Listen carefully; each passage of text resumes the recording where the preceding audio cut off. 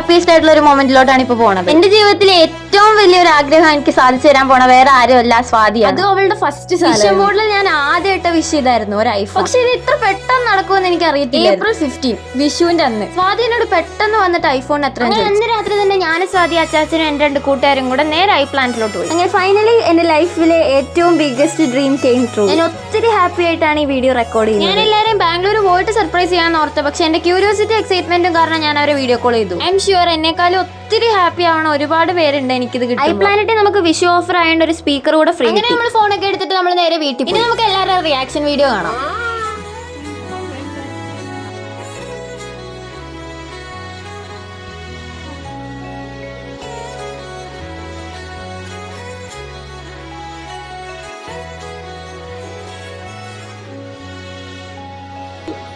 IPhone എടുത്തു പോയി.